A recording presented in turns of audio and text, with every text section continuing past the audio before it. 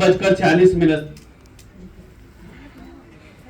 युद्ध आरंभ होता है और सुबह 5 बजे हमारे देश के वो नेता जो भारत से प्यार नहीं करते वो उसे झूठ बता रहे।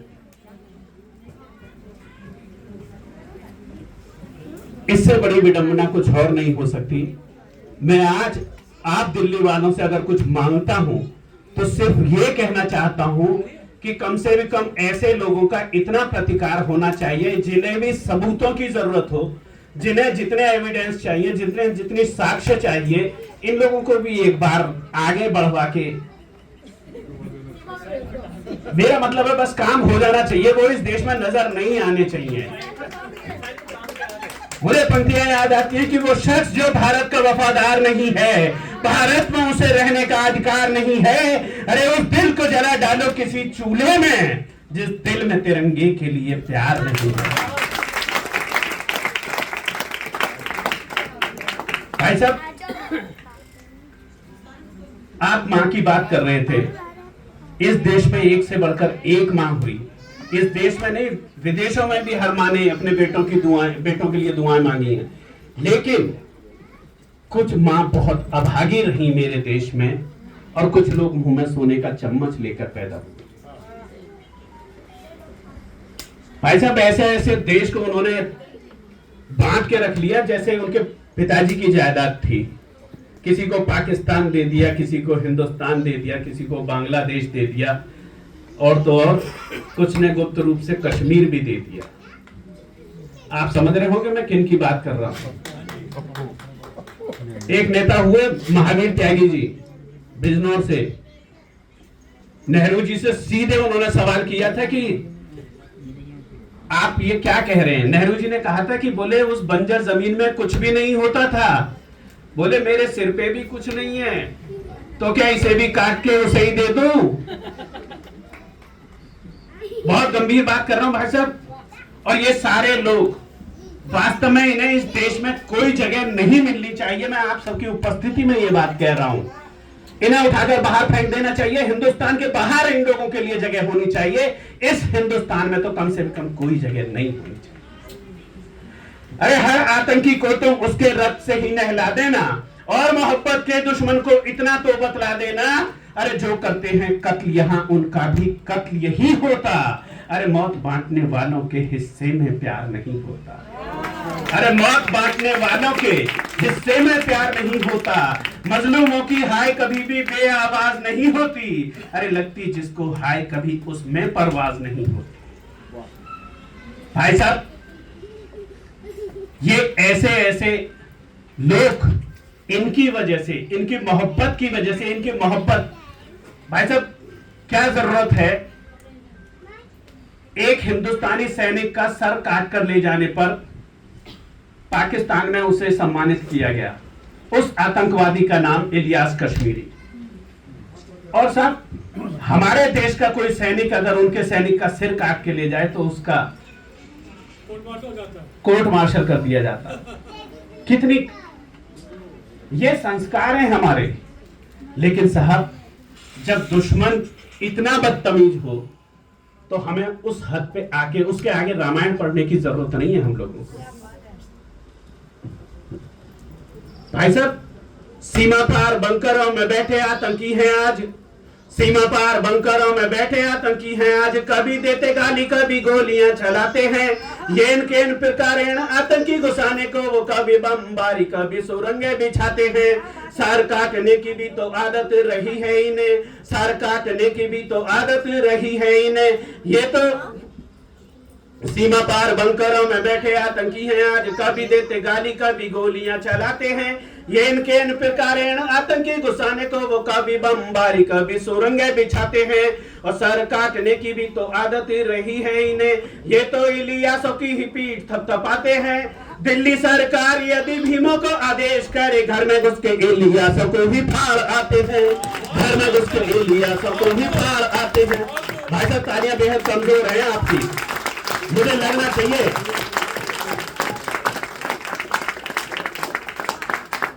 भाई साहब, इस आजाद हिंदुस्तान में चंद्रशेखर आजाद जी की माता जी की मूर्ति लगाने के लिए इन्होंने जगह नहीं दी थी। यही सुनने के लिए आए। धन्यवाद भाई साहब। आजाद जी की माता जी की मूर्ति लगाने से मेरे देश की शांति भंग हो सकती थी, यह कहा गया हमसे।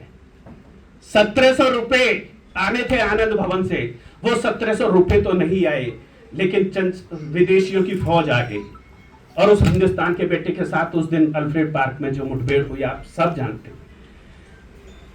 अरे स्वयं की रक्तहीन संविधानों से आजादी का हवन किया, जिस कोख ने उनको जन्म दिया भीगी आंखों से नमन किया। सुखदेव भगत सिंह राजगुरु हंसकर फांसी पर झूल गए, शब्द दर्शन हेतु नहीं मिले, अरे क्रूरता हम क्यों भूल गए।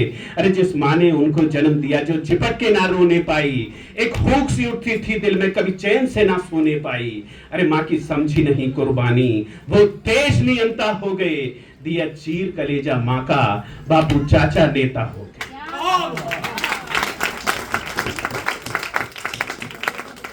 मैं आज अपने परिवार के बीच खड़ा हूं, मैं यहां बैठे हर आदमी का समर्थन चाहता हूं साहब।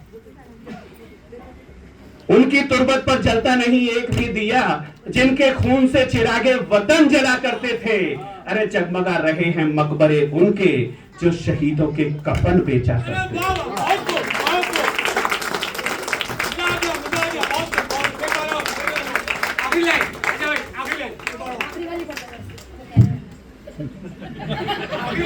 उनकी तुरबत पर जलता नहीं एक भी दिया, जिनके खून से चिरागे वतन जला करते थे। अरे जगमगा रहे हैं मकबरे उनके, जो शहीदों के कफन बेचा करते थे। भाई साहब, मैं आपको बहुत कड़वी चीज कहने जा रहा हूं। जिस दिन उन्हें फांसी दी जानी चाहिए थी, उससे एक दिन पहले उन्हें फांसी दी गई। जितनी देर उन्हें फांसी के बाद लटकाया जाना चाहिए था, उससे ज्यादा देर तक उन्हें लटकाया गया। उसके बाद उन्हें नीचे उतारा गया और नीचे उतारने के बाद उनके छोटे छोटे पीसेस किए गए और छोटे छोटे पीसेस करने के बाद उन्हें बोरों में भरा जाता है और बोरों में भरने के बाद सेंट्रल जेल की दीवार तोड़ी गई और दीवार तोड़ने के बाद पीछे खड़े ट्रक में उनको फेंका गया और उसके बाद नदी किनारे ले जाकर मिट्टी का तेल छिड़ककर आग लगा दी जाती।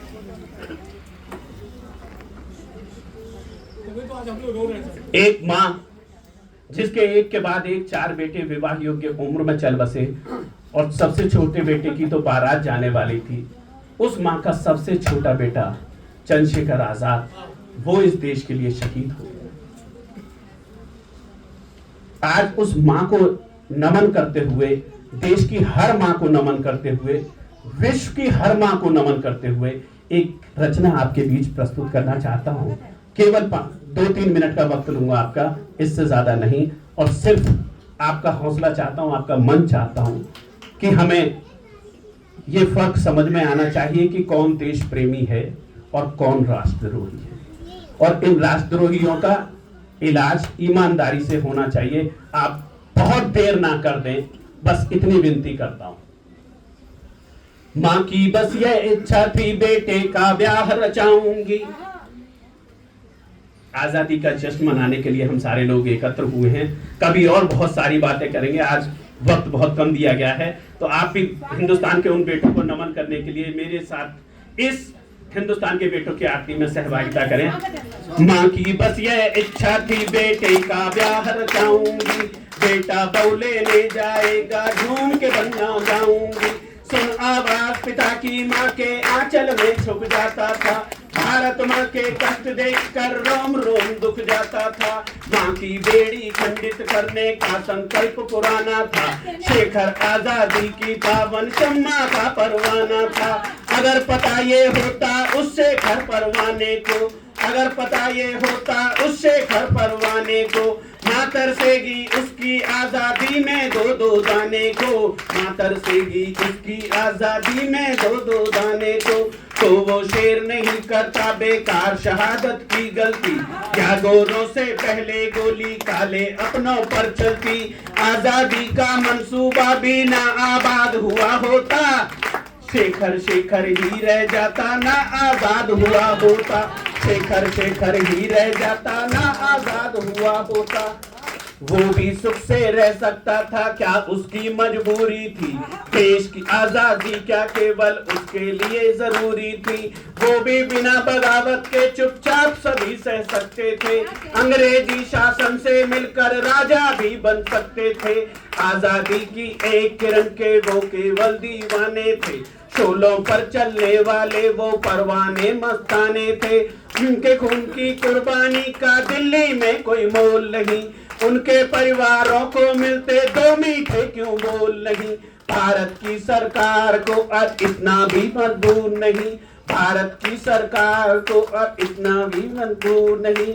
उनके परिवारों को मिलता भोजन भी भरपूर नहीं। कैसे माने जनता का भी लेकिन कोई कसूर नहीं। कैसे माने जनता का भी लेकिन कोई कसूर नहीं। धन दौलत की लूट में रहती जनता भी तो दूर नहीं। और बेहद कड़वी पंक्तियां आपके बीच रख रहा हूं। कुत्ते बिल्ली को नहला कर चिकन खिलाती है जनता। कुत्ते बिल्ली को नहला कर चिकन खिलाती है जनता।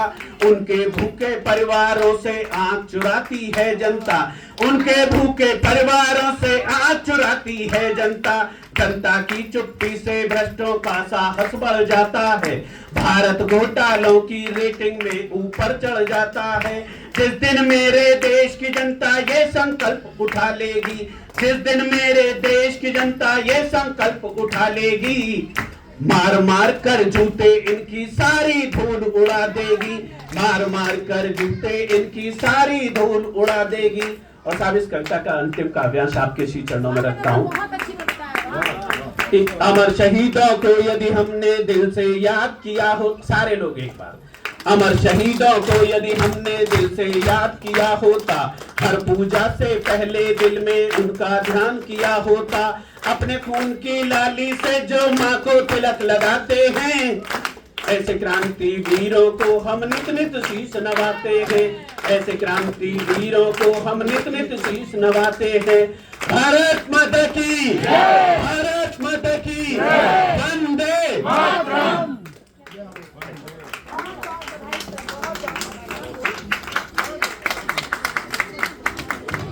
कविता कड़वी ही सही लेकिन बात सच्ची हो तो आपको तालियां बजाने पे मजबूर कर ही देती है।